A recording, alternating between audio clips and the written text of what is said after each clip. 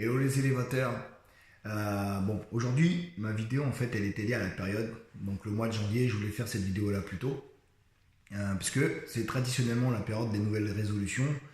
Et j'avais envie de donner un petit tips, aider les personnes qui se lançaient dans ce projet-là. Déjà, par une question.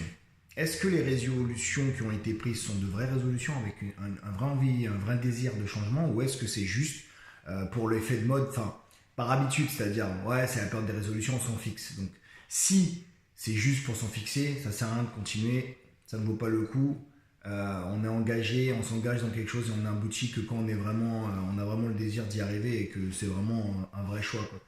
Maintenant, pour ceux qui veulent vraiment, en fait, faire des qui veulent vraiment changer quelque chose, apprendre de nouvelles habitudes et qui ont de vraies résolutions qui leur tiennent à cœur, j'avais envie de vous donner ce conseil-là, c'est-à-dire que souvent, on prend des... Quand on veut faire et effectuer un changement dans nos vies, on le fait de manière drastique.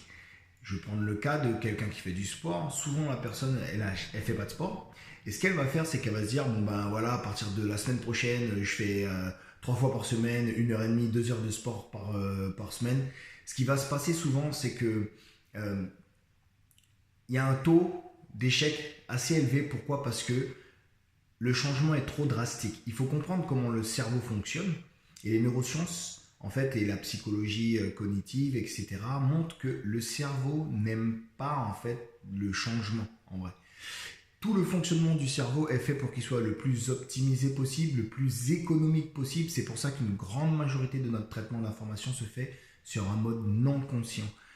Le cerveau, il aime quand c'est simple et facile. C'est pour ça que quand vous allez lui proposer deux choix, aller faire un sport ou rester sous votre couette, si vous n'avez pas l'habitude de faire du sport, en général, vous allez avoir tendance à aller vers votre couette.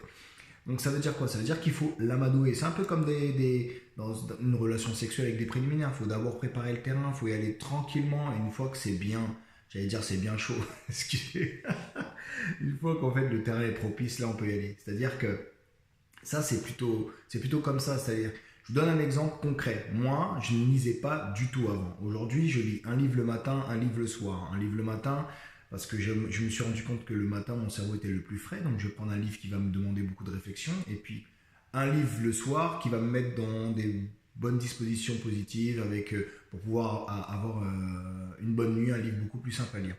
Mais je lisais pas du tout. Alors, ce que j'ai fait, c'est que j'ai commencé par lire 5 minutes par jour. En fait, ça, c'était mon objectif. C'est encore mon objectif alors aujourd'hui, alors que j'ai lu tous les jours. 5 minutes par jour. Avec la vitesse de lecture que j'avais, ça équivalait à 2 pages. Donc mon objectif, c'était de lire 2 pages par jour. Et je suis resté sur ça. Et à force, en fait, tranquillement, sans que ça bouleverse ma vie, eh ben, en fait, ça s'est intégré comme une nouvelle habitude. Donc ça veut dire que, bon, ça, je l'ai pas inventé, hein. C'est pour ça que je vous conseille de lire un livre qui s'appelle Les Mini-Habitudes.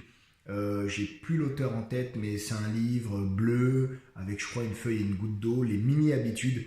Et ce livre-là, en fait, c'est simple. L'auteur, en fait, il a compris comment le cerveau fonctionnait et du coup, il a adapté en fait une méthode de changement qui s'applique au cerveau. Et vraiment, je vous encourage à lire ce livre. Et voilà, j'espère que ça vous a aidé. En tout cas, je vous souhaite une bonne fin de journée.